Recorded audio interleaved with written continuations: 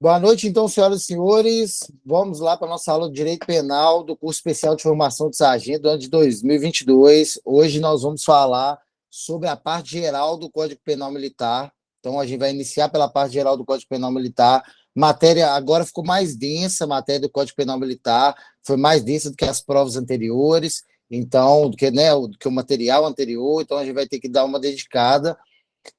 O professor já coloca aí no objetivo geral da matéria, possibilitar ao discente uma visão geral do direito penal comum e militar por meio de discussões e reflexões práticas voltadas ao desenvolvimento do raciocínio jurídico. Então, o professor já indica inicialmente que não vai ficar só na discussão da norma, só da lei seca. Então, ele traz já uma perspectiva de discussões de questão de raciocínio crítico jurídico. Então, esse é um ponto que tem que ser observado, que talvez isso vai ser cobrado de uma forma diferente na matéria. Nós vamos abordar isso de acordo com o material do professor. Beleza?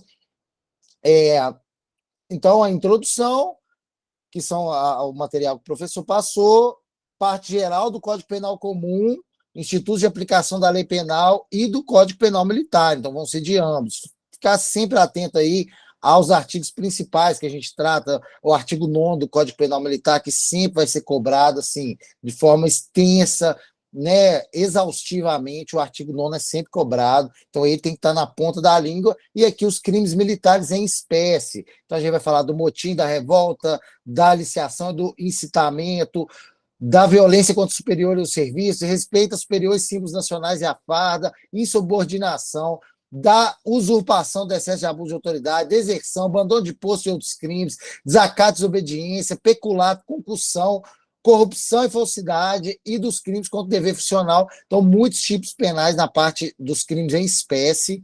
Lembrando que isso já tem que ficar claro para todo mundo que esses títulos aqui, esses títulos trazem qual é o bem jurídico que vai ser tutelado por esses crimes que vão estar nos respectivos capítulos. Beleza? Então, por exemplo, nos crimes contra o dever funcional, qual que é o bem jurídico tutelado por esse crime? Por exemplo, é o dever funcional, está lá o crime de prevaricação, 319. Então, protege o dever funcional. Isso ajuda muito na hora de analisar o tipo penal, é saber qual bem jurídico que ele está protegendo. Então, isso aí já indica pelo próprio capítulo onde ele tá inserido, aquele tipo penal está inserido. Beleza, pessoal?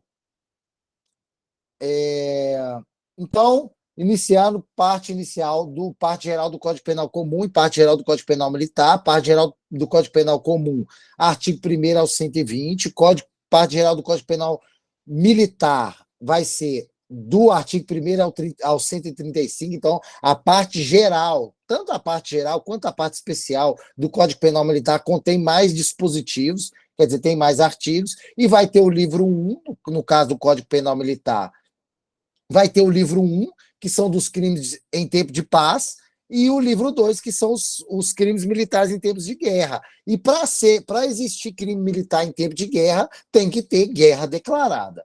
Então, esse é o ponto-chave, está aí, artigo 84 da Constituição Federal. O que irá determinar se os crimes e as penas serão aplicados no livro 1 ou livro 2 é a situação ou não de guerra declarada. Então, tem guerra declarada, é claro, crimes em tempo de guerra, e em tempo de paz, que é a regra que nós vamos estudar. Então, a regra é crimes militares em tempo de paz. Quando o tempo de guerra vai ser a exceção. Direito penal militar é um ramo especializado em relação ao direito penal comum. Então, quer dizer, a lei específica tem preferência de aplicação em relação à lei geral. Então, tal como, por exemplo, a gente estudou lá na legislação aplicada à atividade policial, o Estatuto da Criança e do Adolescente, ele é uma norma especial para fins de atender a circunstâncias da criança ou do adolescente. Então, ele vai garantir normas, vai estabelecer tipos penais, vai definir o regramento quando tem ato infracional. O direito penal militar, ele é uma lei específica, ele é uma lei especial em relação à lei comum. Então, por isso que quando é um caso de se aplicar, né, um conflito de leis, no caso especial, quando tiver a hipótese de militar, de crime militar, vai se aplicar a norma especial, que é o Código Penal Militar, beleza? Ramo especializado do direito penal, que estabelece regras jurídicas vinculadas à proteção das instituições militares e ao cumprimento de sua destinação constitucional. Então, bens juridicamente tutelados, a autoridade, a disciplina, a hierarquia, que não são bens jurídicos tutelados lá no direito penal.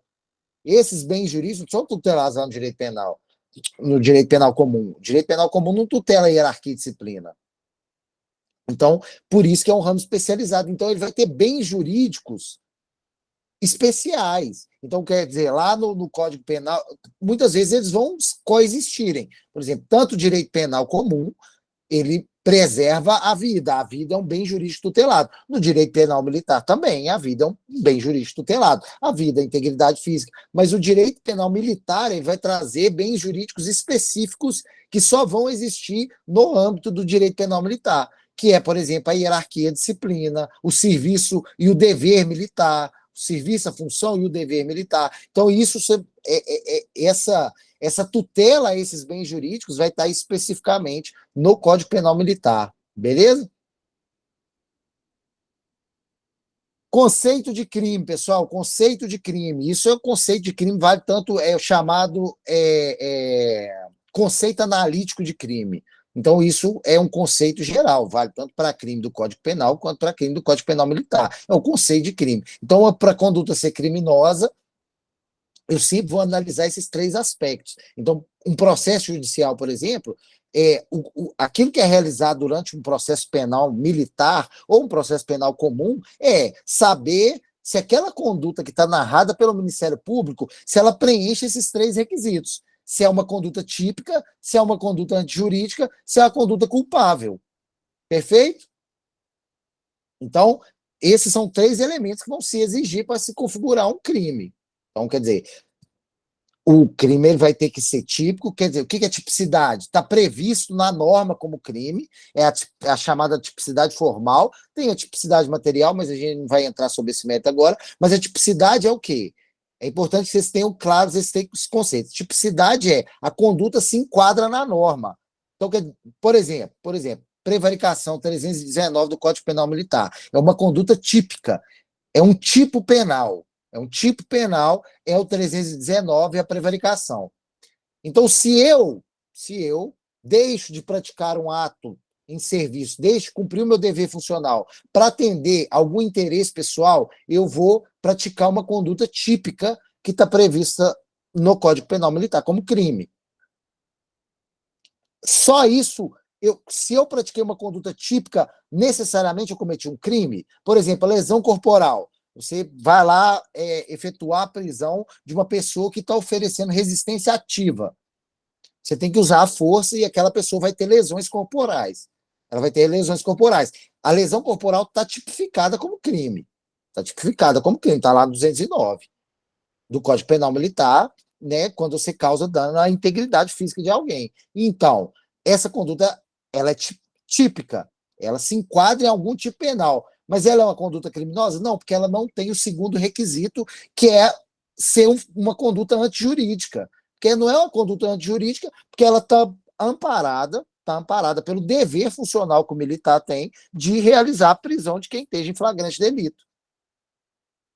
Então, ele tem esse dever, ele está em estrito cumprimento do dever legal. Então, aquela conduta ela é típica, mas ela não é antijurídica. Ela existe uma causa excludente de ilicitude. Na antijuridicidade, pessoal, a gente só analisa excludente de ilicitude. Então, a legítima defesa, estado de necessidade, estrito cumprimento de dever legal, exercício regular de direito. Então, é isso que a gente analisa. Tem algum desses quatro? Não. Então, essa conduta é antijurídica. Simples assim. Não, incidiu o estado de necessidade, incidiu a legítima defesa, então a conduta, apesar de típica, ela está lá prevista como crime, mas ela não é antijurídica, então logo ela não é crime, porque para ser crime tem que ter os três elementos. E por fim o elemento da culpabilidade, que o primeiro elemento da culpabilidade é a maturidade, tem que ser maior de 18 anos para cometer crime. Então o primeiro elemento da culpabilidade. Depois, potencial consciência da ilicitude, exigibilidade de conduta diversa, todos são elementos que vão ser avaliado para saber se o réu pode ser culpado daquela conduta típica e antijurídica. Beleza? Crime analiticamente conceituado.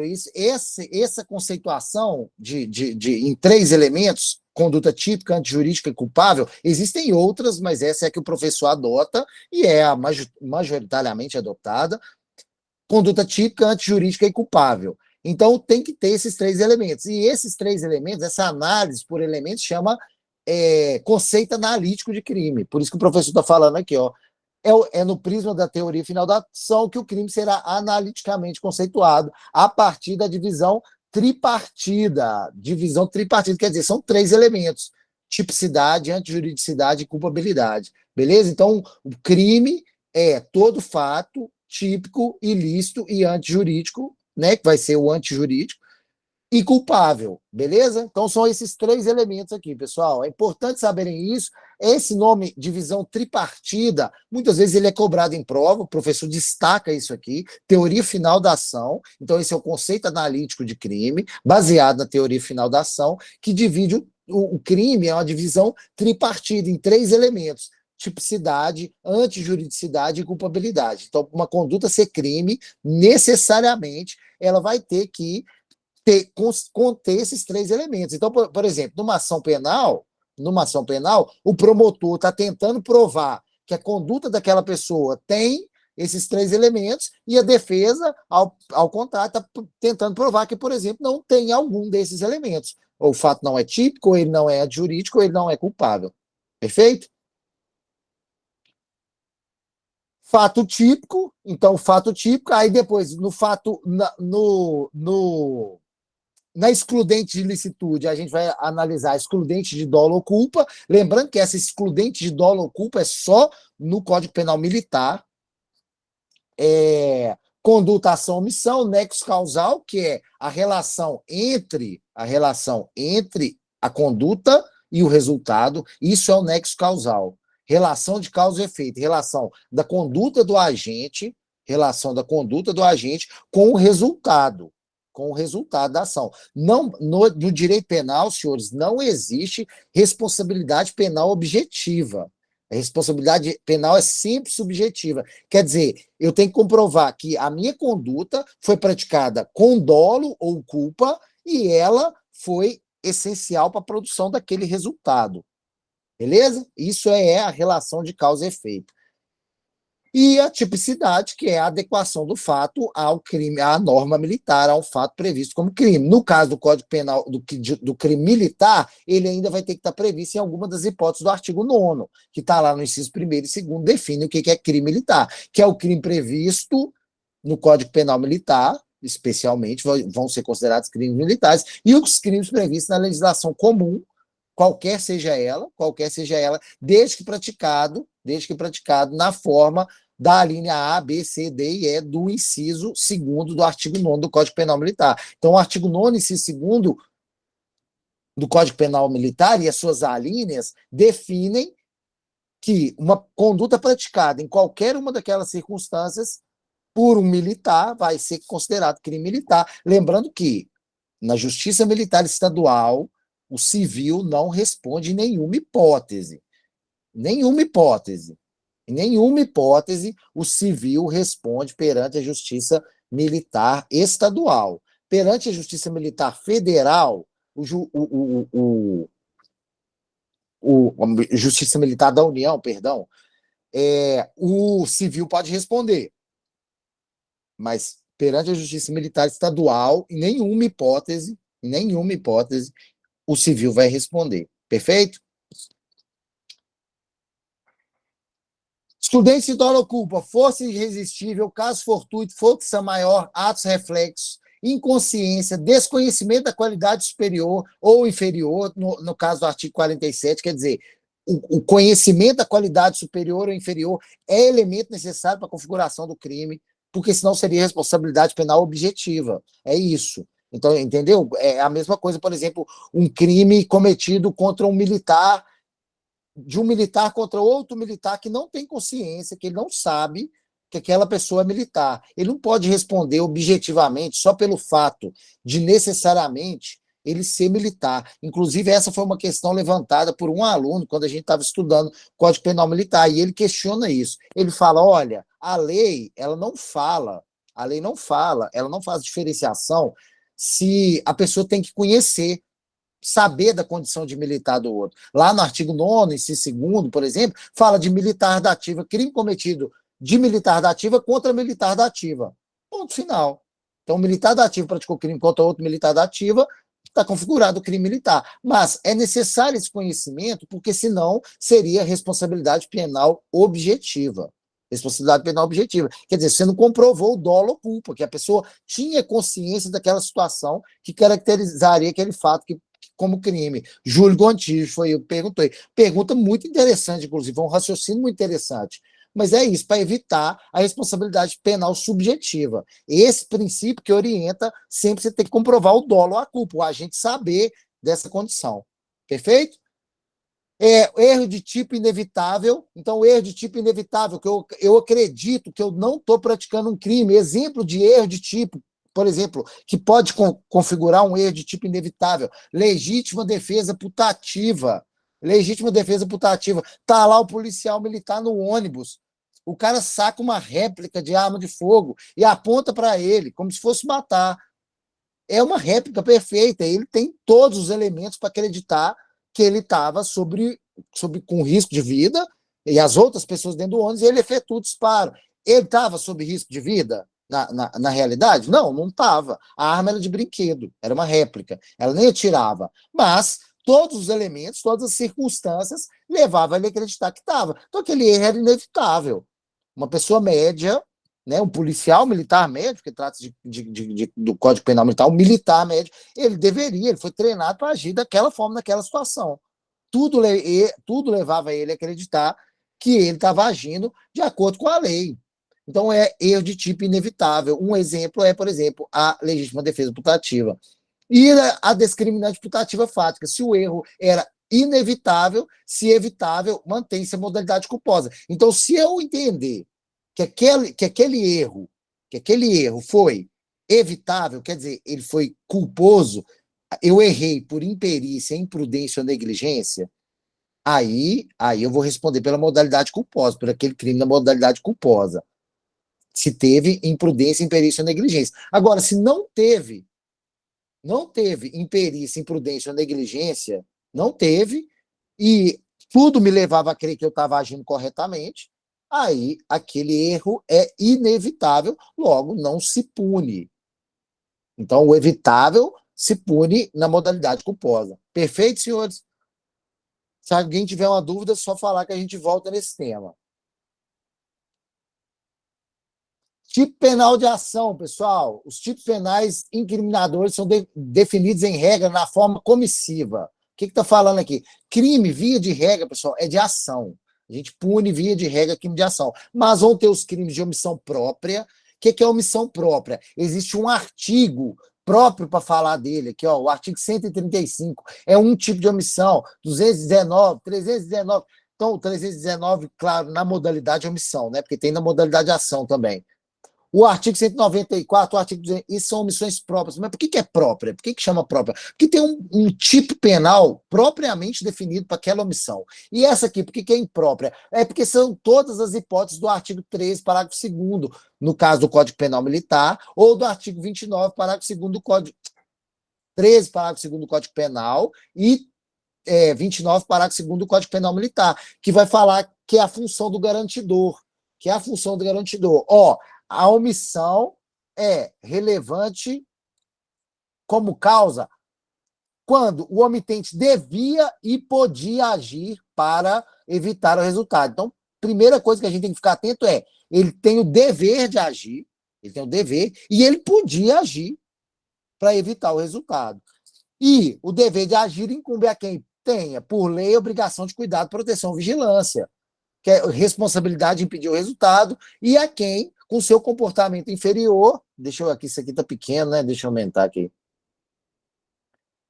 Alguém com seu comportamento anterior criou o risco da superveniência daquele resultado. Então, essa pessoa, independente do crime, ela vai responder, porque a omissão é imprópria. ela é imprópria. Você tem o dever legal de agir e não agir. Você tinha um dever legal de agir, devia agir para evitar aquele resultado e não age. Então você vai responder pelo resultado. Exemplo, tá lá o salva-vida. Tá lá o salva-vida na praia. Ele tá lá para isso. Bombeiro militar aí, ó, nessa cidade litoral, o salva-vida é um bombeiro militar. Ele tá lá na praia. A pessoa está se afogando. Ele vê. E ele fala: ah, ó, tem placa aí para a pessoa não se afogar, ninguém mandou ela entrar lá, eu não vou entrar nessa água aí, não, para morrer para lá. E a pessoa vai e morre afogada. Aquela pessoa que se omitiu, ela vai responder pelo resultado. Qual foi o resultado? O resultado morte. Vai responder pelo resultado morte.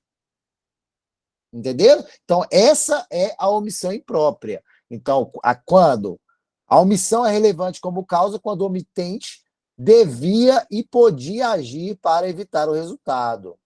E a quem incumbe o dever de agir? Quem tenha, por lei, obrigação de cuidado, proteção ou vigilância. Quem, de outra forma, assumiu a responsabilidade de impedir o resultado. Por exemplo, um exemplo disso. Ah, eu me prontifiquei a tomar determinada atitude para evitar um acidente de trânsito entre os militares. Eu me prontifiquei a consertar, por exemplo, o cinto de segurança da viatura para evitar o risco contra os militares. Esse é meu dever. Eu falei que ia fazer isso, eu assumi essa missão e não cumpri. A viatura bateu e todo mundo se lesionou gravemente. Eu vou responder pelo resultado. Eu assumi o risco de impedir aquele resultado e me omiti. Perfeito?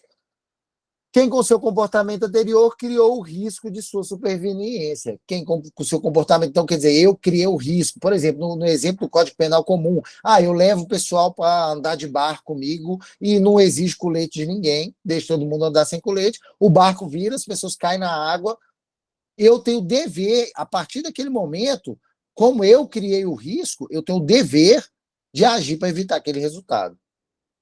Perfeito, senhores? A omissão própria, a omissão imprópria, qualquer dúvida, pode perguntar. Essa é uma parte bem complexa mesmo, mas já o bom é que o professor já mata ela aqui, ó. Já mata esses 3 pontos que são muito importantes. Então, via de regra, o crime é de ação. Como que eu sei que o crime é de ação? Porque a lei, a norma, fala para não fazer alguma coisa e eu vou lá e faço. Essa que é a diferença entre o crime de ação e a omissão. No crime de ação, a norma está falando: olha, não mata a pessoa. Matar alguém vai te dar uma pena de tanto a tanto. Roubar alguém vai te dar uma pena de tanto a tanto. São crimes de ação. A lei está falando para mim não fazer, eu vou lá e faço mesmo assim. No crime de omissão, é o contrário. A lei está falando para me fazer alguma coisa que eu tenho o dever de fazer pela lei e mesmo assim eu me omito.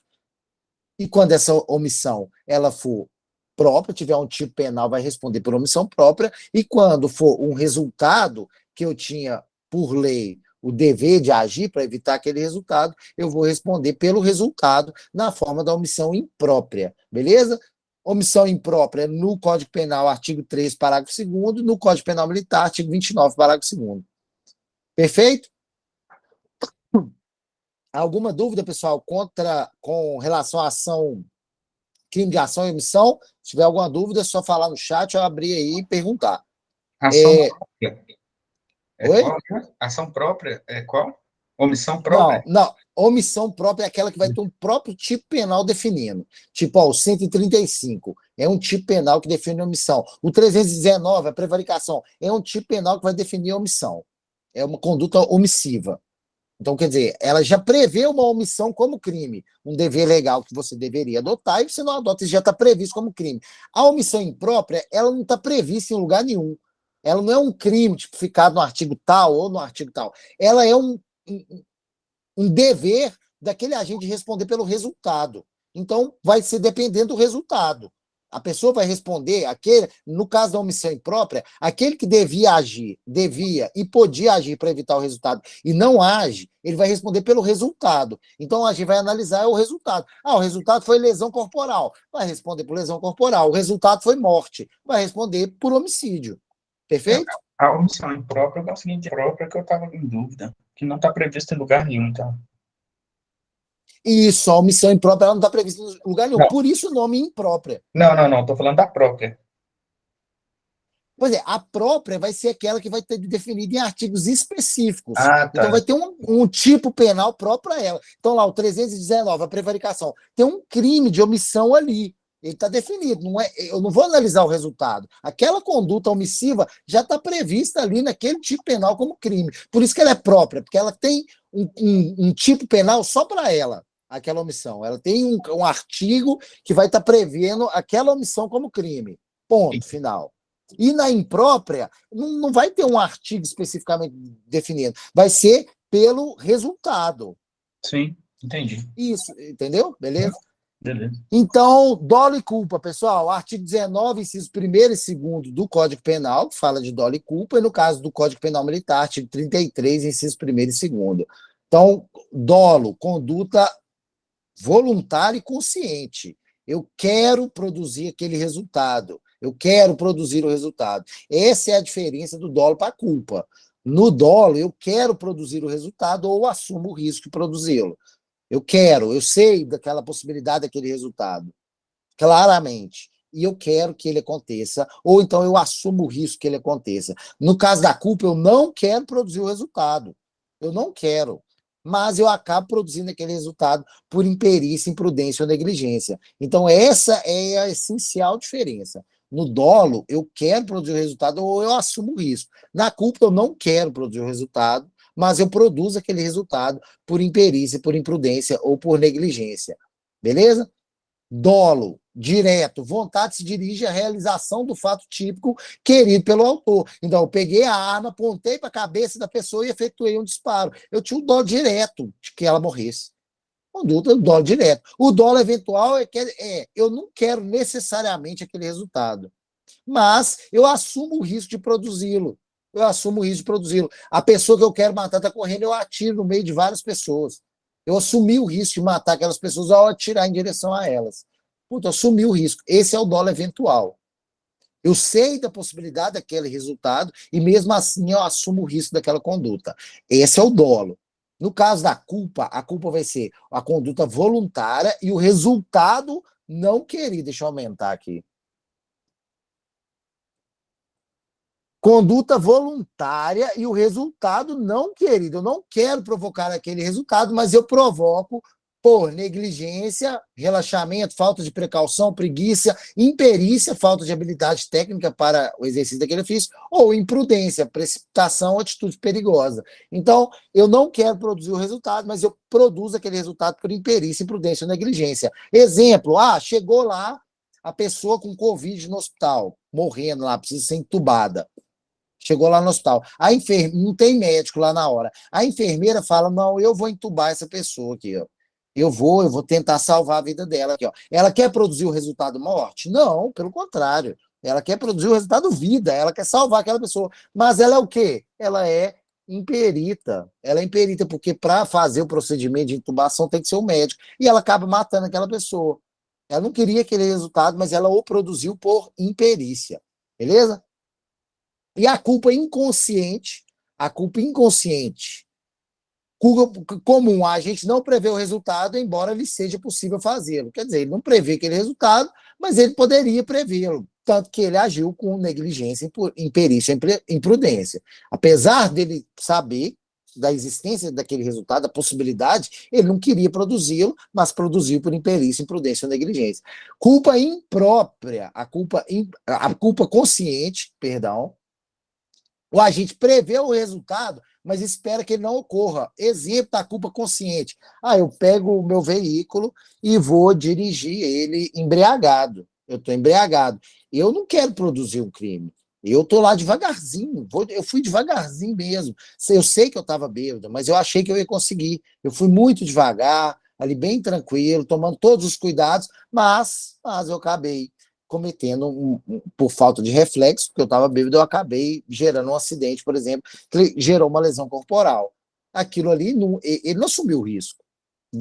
Isso vai ser analisado de acordo com a conduta, entendeu? Então, outros casos que a pessoa dirigiu, por exemplo, bebeu e dirigiu, pode ser considerado dolo eventual. Pode ser, eu bebi muito, dirigi e fui praticar um racha de carro. Pode ser considerado dolo eventual, às vezes até sem ingerir bebida alcoólica. Já pode configurar dolo eventual. Agora, No caso da culpa consciente, ele acredita que o resultado não vai acontecer. Ele sabe da possibilidade, mas acredita que não vai acontecer, mas ele produz o resultado por imperícia, imprudência ou negligência. E a culpa imprópria ocorre nas hipóteses discriminantes putativas fáticas, o que a gente, em virtude de erro evitável, no caso de erro evitável, então, se for inevitável, é isento de pena. Mas se o erro for evitável, no caso de erro evitável, aí ele vai responder pela imperícia, imprudência ou negligência que levou ele àquele erro. Quer dizer, o erro evitável. Neles, pelas circunstâncias, dá causa dolosamente a um resultado, mas responde como se tivesse praticado um delito culposo. Então, aquele erro era evitável, mas era um erro. Ele foi levado a erro, mas era um erro evitável. Se ele fosse mais prudente, mais perito, ou não fosse negligente, talvez aquele resultado não fosse acontecer. Então, ele vai responder pelo delito na modalidade culposa. Beleza? Excludentes do dolo e da culpa. Caso fortuito, o evento da natureza vai excluir o dolo e a culpa. Força maior, coação física irresistível, a pessoa foi obrigada a praticar algum dos atos, isso exclui o dolo e a culpa. E sem dolo, senhores, sem dolo e sem culpa, não tem crime. Direito penal subjetivo, né? Responsabilidade subjetiva. Então, se não tem dolo e não tem culpa, não tem crime.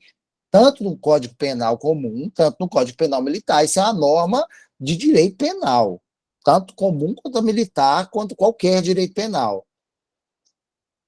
Se não tem dolo e não tem culpa, não tem crime. Perfeito? E também o ato reflexo, que está previsto lá no artigo 33, parágrafo 1 do Código Penal Militar, a gente ainda vai falar. Então, em regra, todo crime é doloso. A gente só pune crime doloso. Como que eu sei quando alguma conduta pune a modalidade culposa? Como que eu vou saber? A regra é só doloso. Como que eu vou saber? Porque vai estar previsto no artigo. No artigo. Então, pessoal, vamos dar um exemplo. Tráfico de drogas. Tráfico de drogas. Independente seja no Código Penal comum ou no Código Penal militar. Existe modalidade culposa? Tem jeito de eu, por imperícia, imprudência ou negligência, vender entorpecente para outra pessoa? Não, não tem. Não tem. Não tem jeito. Por quê? Então não está previsto lá no Código Penal a modalidade culposa, nem no Código Penal Militar, na hipótese de tráfico de drogas. Não está previsto. Porque não existe. Então eu pratiquei o tráfico de droga culposamente. O motoboy foi chamado para entregar um objeto, uma caixa. Dentro daquela caixa tinha droga. Ele não sabe, ele não abre a caixa para saber o que tem lá dentro. Ele só pega a caixa e entrega onde é determinado. Lá dentro tinha droga. Ele não tem responsabilidade sobre aquilo. Ele não vai responder por tráfico de droga. Até porque não existe. Ainda que entender que ele foi negligente, imperito ou imprudente de levar uma caixa sem saber o conteúdo, independente disso, ele não vai responder, porque não existe essa modalidade culposa. Agora, como que eu sei quando tem? Porque no crime vai estar previsto. Então, se a gente for lá no crime de homicídio, no 121, vai estar lá previsto no parágrafo 3º lá, homicídio culposo. Aí eu sei que naquele crime... Professor, Pois não. pois no tráfico de droga também, no caso do médico, também cabe a modalidade culposa, não? Sim, Na sim, eu estava falando, prescrição. não, sim. No caso da prescrição, inclusive, é uma modalidade culposa, mas não é tráfico, né? É outro crime, não chama tráfico. Tráfico é o 33. Então, no tráfico não tem modalidade culposa. No tráfico, especificamente, não tem modalidade culposa. No 33, ou mesmo no Código Penal, no Código Penal Militar, não existe modalidade culposa. Estou falando do tráfico, a conduta típica mesmo, não os crimes previstos na lei de drogas. Mas, no caso, não está lá previsto como crime culposo. Não tem essa opção de crime culposo. Porque, então, eu não vou punir um tráfico de droga praticado por imperícia, imprudência ou negligência, eu não vou punir, porque não prevê a modalidade culposa. Mas quando vai ter a modalidade culposa? Quando tiver lá especificamente na lei falando que se pune a modalidade culposa. Então vai estar lá no homicídio, vai estar lá na lesão corporal, está previsto lá a modalidade culposa. Então, uma gama de crimes vai prever, mas isso vai estar expressamente na norma. Isso tem que estar expressamente na norma, a previsão de modalidade culposa. Beleza, pessoal?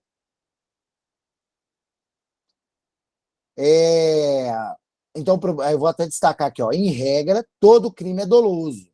Em regra, todo crime é doloso. Quando que eu vou punir o culposo? Quando isso estiver expressamente previsto na norma. Perfeito? Consumação e tentativa, pessoal. Isso aqui é importante. Olha só. Artigo 30. Crime consumado. Disse o crime consumado quando nele se reúnem todos os elementos de sua definição legal. Então, isso é o crime consumado, quando nele se reúnem todos os elementos de sua definição legal. É muito simples. O crime consumado é muito simples. Preencheu todos os elementos que estão previstos no tipo penal? Então, no caso do estupro, constrangeu a vítima a praticar ato libidinoso mediante violência ou grave ameaça, pronto, preencheu todos os elementos do tipo penal do crime de estupro, está configurado o crime de estupro. Então, o crime consumado é muito simples, mas o crime tentado é que vem o segredo. Olha só, no crime tentado, o crime é tentativa, né? Tentado quando? Iniciada a execução. Não se consuma por circunstâncias alheias à vontade do agente. Mas um ponto importantíssimo é o iniciada a execução. Porque atos preparatórios, é o chamado iter criminis, né? Então, o que é? É o caminho que toda pessoa que vai praticar um crime, ela passa por ele. Então, que é a cogitação, preparação e a execução. Então, todo mundo vai, a pessoa cogita praticar aquele crime mentalmente, ela se prepara, ela se mune dos instrumentos necessários para a prática e ela executa o crime. Bom, por que isso é importante? Porque atos preparatórios e atos de cogitação não têm interesse para o direito penal, salvo quando eles por si só são crimes. Então, por exemplo, vamos dar um exemplo aqui, ó. Eu tô andando na rua com sei lá, vamos pensar, um taco de beisebol. Eu tô com um taco de beisebol, tô andando na rua com um taco de beisebol. A polícia me aborda, eu com esse taco de beisebol, e me pergunta o que eu tô indo fazer com esse taco de beisebol. E a minha intenção com esse taco de beisebol era matar uma pessoa com um taco de beisebol. Eu pretendia matar a pessoa com um taco de beisebol. A polícia me aborda, eu falo que eu estou indo matar a pessoa com um taco de beisebol, mas o policial me dissuade dessa ideia. Ele fala, não, olha, você vai ser preso, nós estamos aqui, nós vamos impedir que isso aconteça, nós vamos te prender. Então, não. Só porque eu estar com um taco de beisebol não configura crime. Então, aquilo é um ato preparatório. Aí eu pergunto, qual crime eu cometi? Nenhum crime. Porque eu estar com um taco de beisebol não é crime. Eu não ameacei a pessoa. Eu não ameacei ela. Eu estava com taco de beisebol. Então, não tem crime, porque o ato de preparação ele não tem interesse para o direito penal, salvo quando ele, por si só, é crime. Então, se a gente substituir o taco de beisebol por uma arma de fogo, e eu não tenho porte para arma de fogo, aí sim seria crime. Por quê? Porque aquele ato preparatório em si, ele já configura crime, que é o porte legal de arma de fogo. Perfeito? Artigo 14 da Lei 10.826. Então, o ato preparatório ele só tem interesse para o direito penal quando aquele ato preparatório por si só já é crime. Mas, salvo isso, ato de cogitação e ato de preparação não tem interesse para o direito penal. Por isso que só é tentativa quando tem início na execução do crime. Então, iniciada a execução, ele não se consuma por circunstâncias alheias à vontade do agente. Se o agente desiste por conta própria, o resultado é outro. Entendeu? A aplicação normativa é outra. Então, a tentativa vai ser quando, iniciada a execução, o crime não se consuma por circunstâncias alheias à vontade do agente. Alguém impediu, a vítima fugiu. A execução deu errado, o agente falhou na execução, mas ele executou, ele iniciou, ele tentou. Mas circunstâncias alheias à vontade dele levaram à não consumação do crime. Parágrafo único da tentativa, pune-se a tentativa com a pena correspondente ao crime, diminuída de 1 a 2 terços, podendo o juiz, no caso de excepcional gravidade, aplicar a pena do crime consumado. Então, em caso de especial gravidade da tentativa do crime, o juiz pode aplicar a pena no caso consumado, mas o juiz vai ter que fundamentar essa excepcionalidade no caso concreto, com elementos concretos. E a pena vai ser diminuída de 1 a 2 terços, né, correspondentes ao crime, podendo o juiz, no caso de excepcional gravidade aplicar a pena do crime consumado. Então, ele aplica como se aquele crime tivesse sido consumado. Mas isso, por óbvio, vai exigir do juiz uma fundamentação e elementos de prova, né, que vão demonstrar a excepcional gravidade. Então, essa excepcional gravidade, ela vai ser um requisito. Vou até destacar de outra cor aqui. A excepcional gravidade vai ser um requisito para a aplicação do crime como se a conduta tivesse sido consumada. Perfeito, senhores. Então, o crime se consuma quando se preenche todos os elementos do tipo penal, a gente já falou, o homicídio se consuma com a morte da vítima, a lesão corporal com a ofensa à integridade. E a tentativa situa-se no intercrimes a partir da prática de um ato de execução, desde que não haja consumação por circunstâncias alheias à vontade do agente. Prática de um ato de execução. Então, tem que iniciar a execução. Ato de preparação e ato de cogitação não tem interesse no direito penal. Viu? Beleza? Então, portanto, são elementos da tentativa. A conduta, ato de execução, então tem que ter um ato de execução, não um ato de preparação, nem ato de cogitação, e a consumação não ser resultado por circunstâncias independentes da vontade do agente, circunstâncias alheias à vontade do agente. Beleza? Nexo de causalidade, conditio sine qua non, teoria da equivalência dos antecedentes causais. Pessoal, relação de causa e efeito é isso, relação entre a conduta e o resultado. Então, como que eu vou saber quais condutas eu vou punir? Se várias condutas, por exemplo, podem produzir o resultado. O exemplo prático disso, pessoal, então, quer dizer, a gente vai punir a conduta que foi determinante para a ocorrência daquele resultado. Então, imagina a seguinte hipótese. Mas o que eu quero dizer? A gente vai responder todos que participaram para aquele resultado, todos aqueles que contribuíram para aquele resultado. Então, por exemplo, eu e outra pessoa combinamos de matar um terceiro. A gente foi lá, o meu parceiro me levou no carro, eu estava lá no carro com ele dirigiu até o local, eu desci do carro, fui lá, matei a pessoa, voltei para o carro e ele foi embora.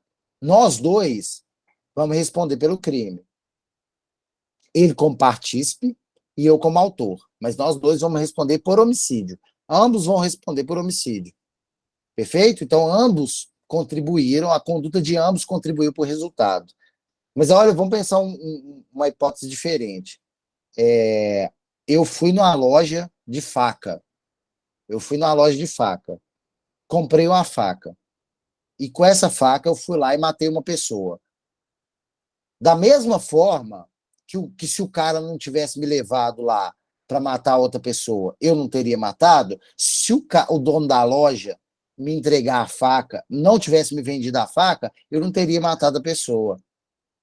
Mas no primeiro caso, o agente vai responder, e no caso do dono da loja, o dono da loja de faca, ele não responderia pelo crime. Por quê?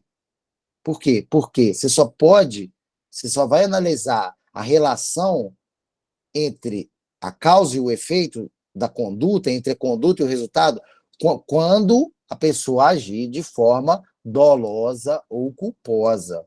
Por isso que no meu primeiro exemplo, que a pessoa que me levou sabia da minha intenção, ela responderia pelo crime de homicídio. Por quê? Porque ela agiu dolosamente. Ela sabia daquele resultado. Ela sabia que iria produzir aquele resultado, tanto que ela me levou lá para matar outra pessoa. No caso do dono da loja de faca, não. Ele só queria vender a faca para garantir o sustento dele. É o que ele faz. Ele achou que eu ia cortar carne com a faca. Ele nunca imaginava que eu ia matar alguém. Então, quer dizer, ele não tem nem dolo nem culpa. Por isso, a conduta, no caso do Desde o segundo exemplo, ele não vai responder por crime nenhum, porque não tem dolo nem culpa. Então, é a teoria da equivalência dos antecedentes causais. E esses antecedentes causais, eles têm que ser com dolo e culpa, sempre com dolo e culpa. Sem dolo e culpa não existe crime. Perfeito? Tipicidade, falei lá no início, ajuste da conduta ao tipo penal. Então, eu pratiquei um tipo penal que se enquadra naquela conduta que está prevista como crime, logo a minha conduta é típica. Ela se enquadra em algum tipo penal. Então, eu matei alguém. Se enquadra lá no tipo penal do artigo 221 do Código Penal, ou no 205 do Código Penal Militar. Se encaixa exatamente no tipo penal. Então, a minha conduta, ela se adequa àquilo que está previsto como crime. Isso é a tipicidade. Aspecto formal da tipicidade. Então, em seu aspecto formal, que é o que interessa a atividade policial, é a descrição na lei da conduta humana proibida para a qual se estabelece uma sanção. Quer dizer, é aquele artigo lá que está determinando que aquela conduta é crime e ela vai ter uma sanção específica para ela. É a decorrência do princípio da reserva legal, estatuído no artigo 1º do Código Penal Militar. Então, quer dizer, só vai ter crime, só existe crime quando eu praticar uma conduta típica. Aquela conduta tem que estar prevista, anteriormente prevista como crime lá no Código Penal Militar. Beleza? É o direito penal como militar ou comum positivado. Quer dizer, é o direito que está lá na lei. Está falando lá na lei que aquela conduta daquele jeito é crime. Se não tem aquela conduta daquele jeito prevista como crime, não vai responder por crime. Então não adianta, por exemplo, hoje em dia, alguém chegar e querer responsabilizar um militar, por exemplo, por um crime de abuso de autoridade, que configura hoje, na nova lei de abuso de autoridade, por uma conduta que aconteceu lá em 2015. Não pode. Por quê? Porque não tinha um fato típico àquela época que se enquadrava naquela conduta. Então, aquela conduta é o quê? Atípica, porque ela não se enquadra em nenhum tipo penal. Perfeito? Por exemplo, um exemplo interessante de atipicidade de conduta que acontece muito, por exemplo, em relação ao crime de violação de sigilo funcional. Passou o boletim de ocorrência para frente, alguém pediu o boletim de ocorrência e o militar, se valendo da função, foi lá no sistema, tirou a cópia integral do boletim de ocorrência e passou para a terceira pessoa. Isso é crime de violação de sigilo funcional? 326 do Código Penal Militar? Não, por quê? Porque boletim de ocorrência não é documento sigiloso, é documento público. Então, assim, pode ter casos específicos que vai ter o sigilo determinado, aí sim seria, mas via de regra, não. Então, se não é documento sigiloso, aquela conduta é o quê? Ela é atípica. Por quê? Porque a conduta típica, ela prevê a transmissão de informação que deveria ficar sob sigilo, informação sigilosa. Isso é um elemento do tipo. Não tem aquele elemento do tipo, aquela conduta narrada, ela não se encaixa no tipo penal. Logo, é uma conduta atípica. Perfeito? Excludentes de ilicitude. Pessoal, 4 excludentes de ilicitude. Estado de necessidade, artigo 23, inciso 1º e 24 do Código Penal. Legítima defesa, artigo 23, inciso 2º, artigo 25 do Código Penal, artigo 42, inciso 2º e 44 do Código Penal Militar. Vai ter diferença entre eles, inclusive entre o estado de necessidade do Código Penal Militar e do Código Penal Comum. Estrito cumprimento de dever legal, o nome já fala, né? Você praticou aquela conduta, ela é típica, ela se encaixa na norma. Você foi lá, você entrou na casa da pessoa, sem autorização da pessoa. Você foi lá, arrombou a porta da casa dela. Ah, não, mas eu estava cumprindo o mandado de busca e apreensão. Então, a conduta, ela é típica? Ela é típica, ela se encaixa na norma. Mas por que não é crime? Porque ela foi praticada em estrito cumprimento de dever legal. Estrito cumprimento de dever legal não é crime, aquela conduta passa a ser lícita. E exercício regular de direito, artigo 23, inciso 3º do Código Penal e 42, inciso 4º do Código Penal Militar. Perfeito?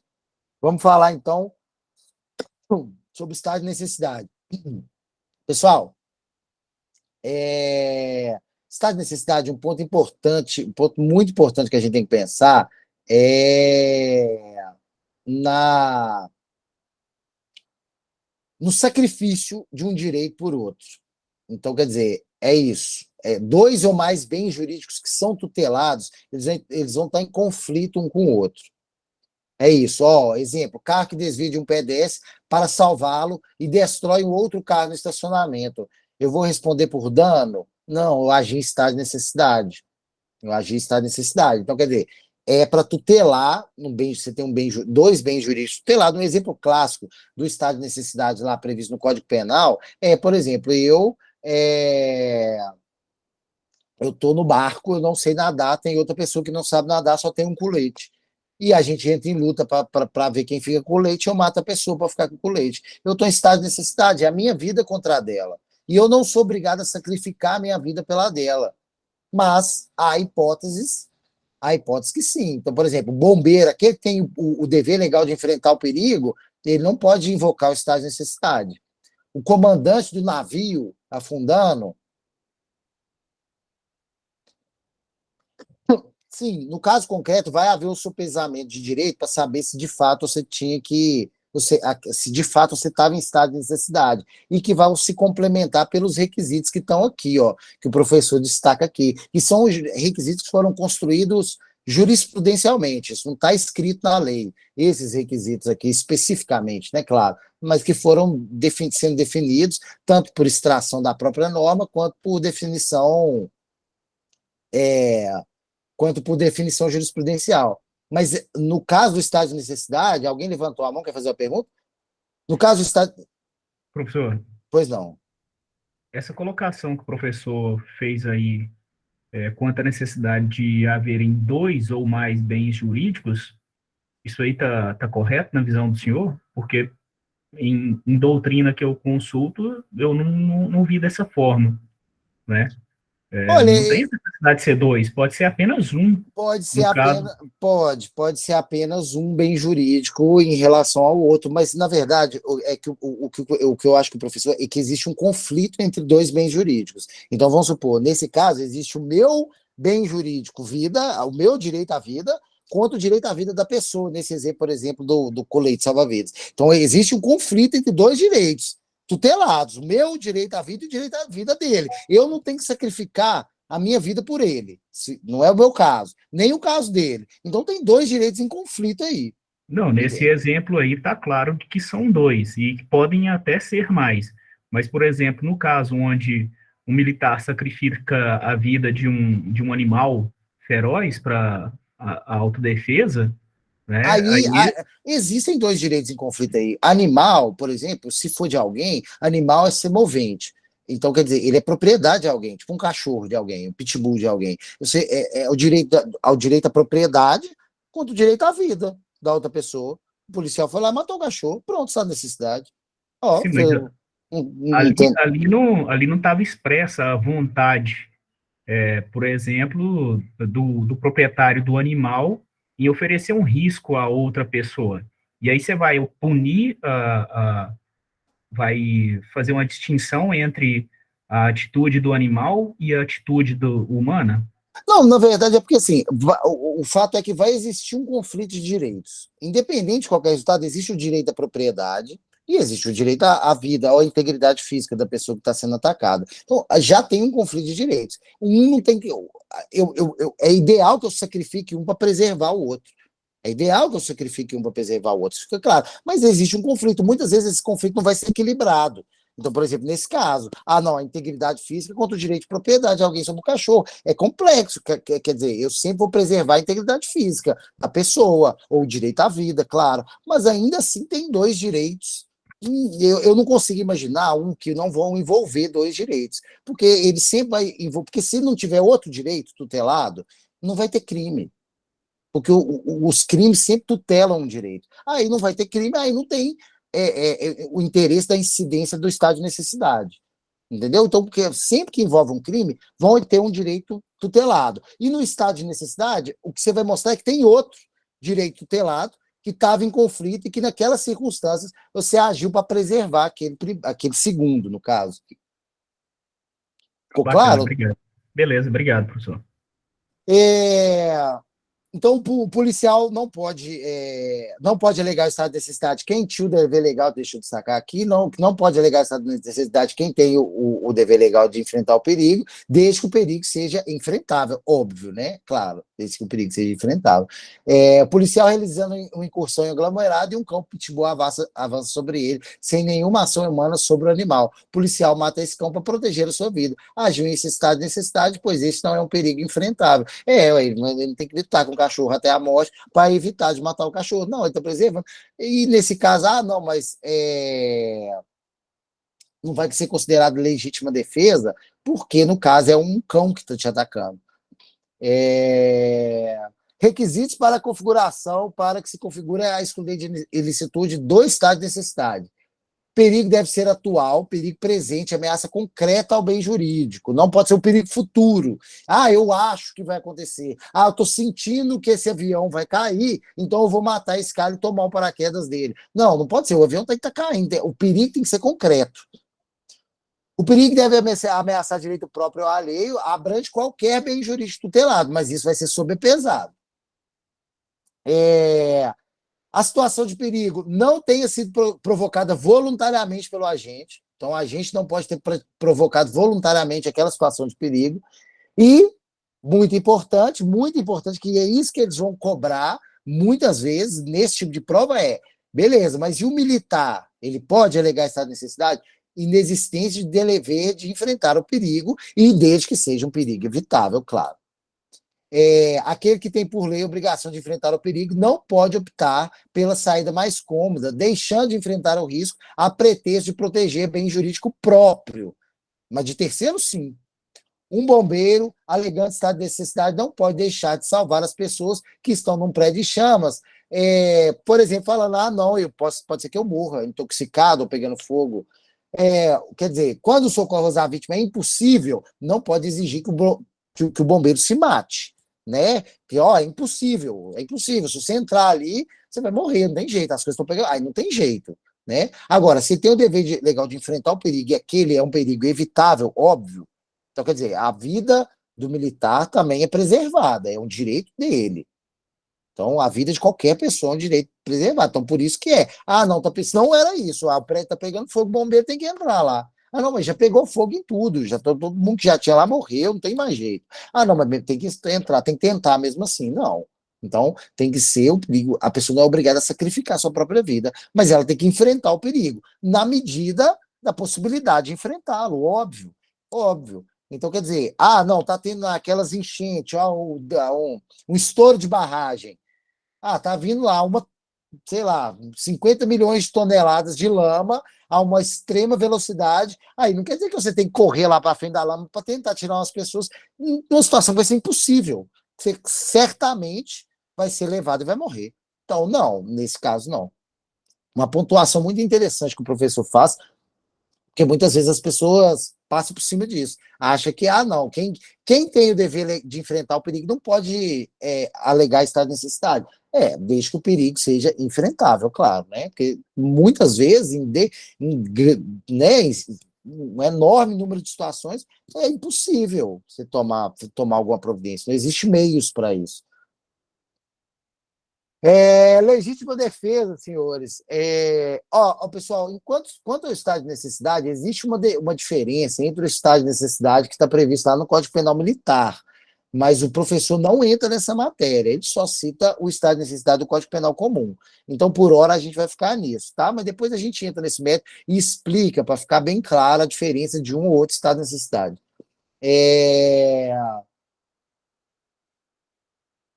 Legítima defesa. Pessoal, eu só vou terminar a legítima defesa, eu encerro a gravação para não ficar muito grande e a gente dá um intervalo de 5 minutos. Legítima defesa, injusta agressão atual e iminente proveniente de uma conduta humana, Se não for proveniente de uma conduta humana, será estado de necessidade, que é o exemplo lá do cachorro. Por que o cachorro não era estado de necessidade? Se uma pessoa no lugar do cachorro, pronto. Legítima defesa. Injusta agressão atual e iminente. No ponto final, pessoal. Tem que ser atual e iminente. Não existe legítima defesa futura. Né? Eu acho que isso vai acontecer. que é possível isso acontecer. Por exemplo, eu já vi muitas vezes as pessoas tentarem alegar legítima defesa no caso de disparo de advertência. Disparo de advertência, que é um problema sério, disparo de advertência. Muitas vezes não é acolhido, nunca é acolhido como legítima defesa disparo de advertência. É um caso ou outro que aí já não é de advertência. Já não é de advertência o tiro. O tiro foi para evitar o perigo mesmo. Mas tiro de advertência, raramente, isso acontece corriqueiramente. Você dá o tiro de advertência e fala, não, o tiro por si só configura crime, né, disparo de arma de fogo em via pública, e a pessoa tenta justificar esse tiro de advertência como legítima defesa, e é complexo, é difícil porque tem que ser uma injusta agressão atual e iminente. Atual e iminente, está próximo de acontecer, está na iminência de acontecer. Beleza? Proveniente de uma conduta humana, vou até destacar aqui para, se o professor cair na prova, que eu perguntar isso na prova, ficar claro. Só repete, por gentileza, só repete para mim a situação do cachorro que você falou aí. É porque o exemplo aqui, do anterior, aqui, ele fala o seguinte, que, o policial realizando incursão em um aglomerado e um cão pitbull avança sobre ele. O cachorro, tem ninguém lá, só o cachorro atacou ele. Aí ele vai dar um tiro no cachorro para proteger sua vida, o cachorro grande, bravo. Ele vai ser, isso é o quê? Legítima defesa ou estado de necessidade? É estado de necessidade, por quê? Porque não tem ação humana. Legítima defesa é de ação humana. Não, Então, entendi. Minha dúvida era entendeu? essa mesmo. Beleza? Se tiver uma pessoa lá xiscando esse cachorro, aí é legítima defesa. Aí podia ser legítima defesa, se ficasse Ok. claro que a pessoa. E o estado de necessidade está envolvido com eventos da natureza, tipo ataque de bicho é evento da natureza, igual Entendi. enchente, beleza? Não, bacana, valeu. Perfeito.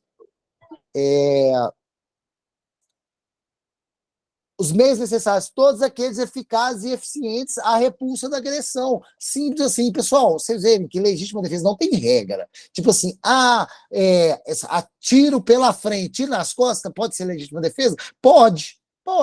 Tem uma injusta agressão atual e iminente acontecendo? O cara tá correndo de costas e tá atirando. Pode ser legítima defesa? Pode, óbvio que pode. Claro que pode. Os requisitos estão claros na lei, na norma. Os requisitos estão claros na norma. Injusta agressão, atual e iminente, e vai ser proveniente de uma conduta humana. Então, ele pode usar dos meios necessários, aqueles que forem necessários. Não, bastava um choque. Beleza. Não, mas isso, o cara ia me matar. Ele estava próximo, e o único meio que eu tinha era dar um tiro nele. Bom, ponto final. Legítima defesa. Então, o que vão ser analisados é esses elementos cruamente. Entendeu? Não é. Mas esses elementos vão ter que estar presentes.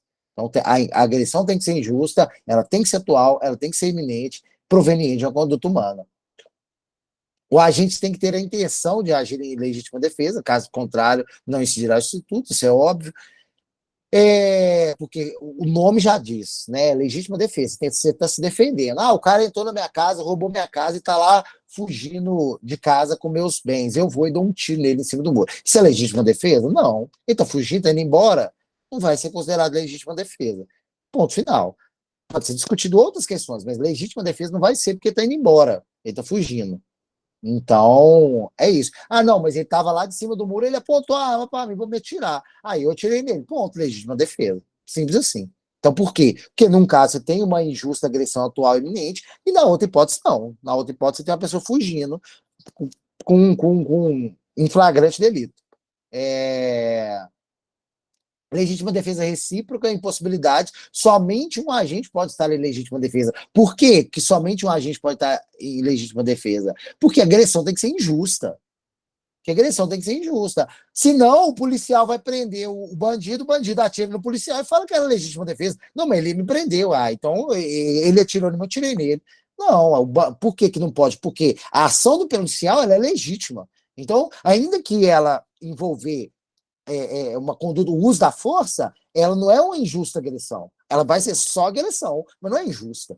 Então, não existe legítima defesa. Então, tem que preencher esses requisitos.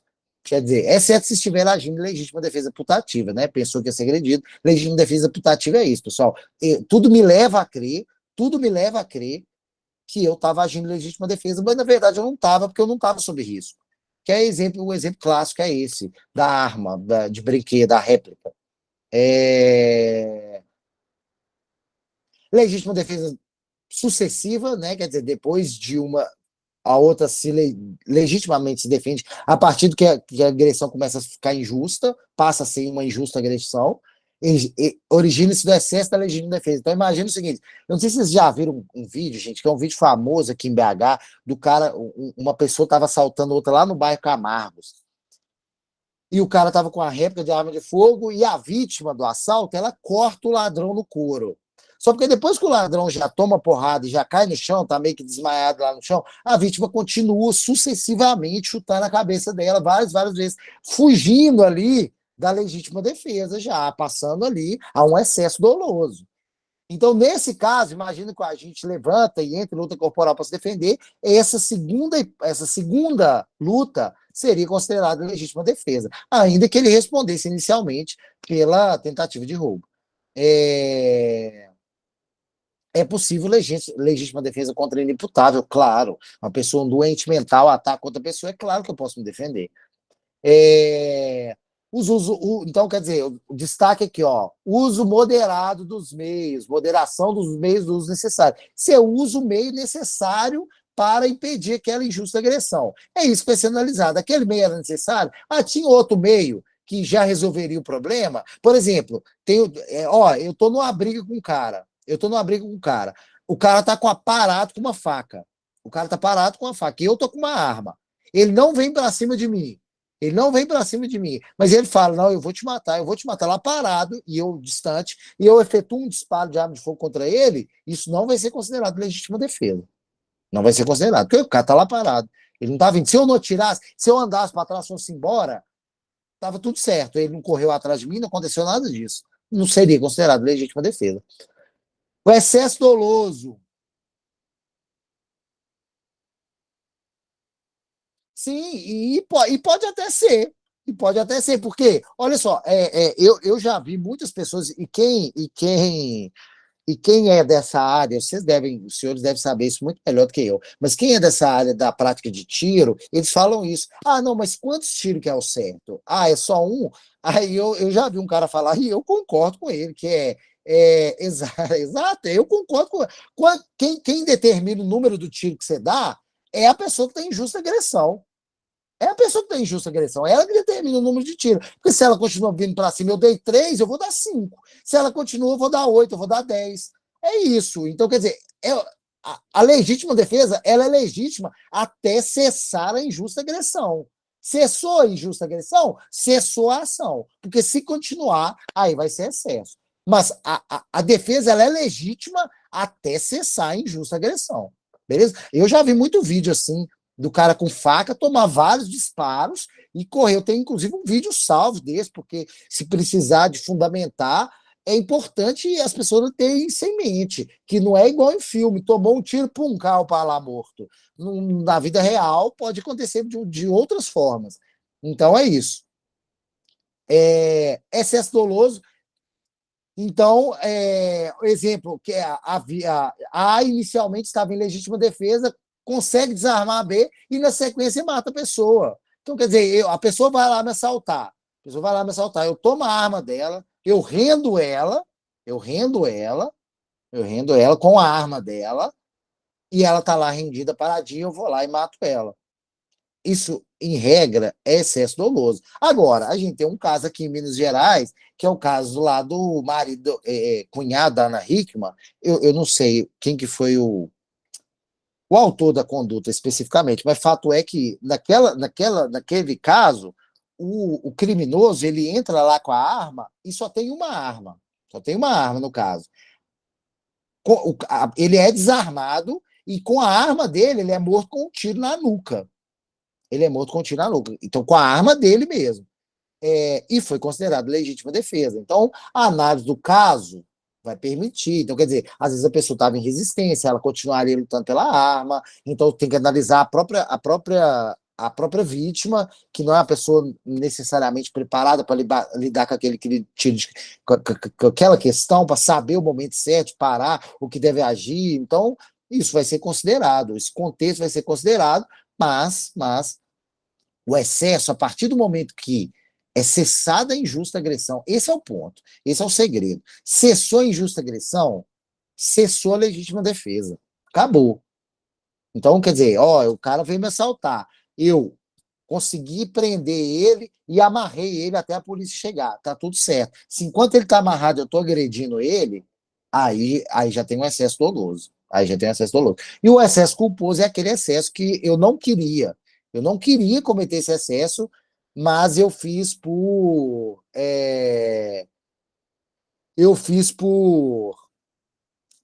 imprudência, imperícia ou negligência. Quer dizer, eu não queria na emoção, olha lá, ó, eu não tenho perícia. Então, quer dizer, aí eu acabei me excedendo no excesso culposo, não inconsciente. Então, quer dizer, eu estava me defendendo, a pessoa está no extremo adrenalina. Isso é muito fácil acontecer com civil, por exemplo. São pessoas que não estão preparadas para enfrentar situação de risco real, pessoal. Então, ela sempre acaba se excedendo. Então, se na dúvida, ela atira 10 vezes, se precisar. Se ela achar se ela tiver alguma dúvida que 5 foi suficiente, ela atira o resto, para não correr risco. Então, é a atitude normal de autopreservação que os agentes públicos são treinados para ter um equilíbrio maior sobre isso, apesar que todo mundo tem instinto de sobrevivência, claro. Beleza, pessoal? Então, vou fazer um intervalo em 5 minutos aí, só para tomar um café e encerrar a gravação aqui. No próximo bloco, a gente continua, ok? Qualquer dúvida, se tiver sobre essa matéria que a gente acabou de falar, pode colocar no chat ou esperar para perguntar quando a gente voltar.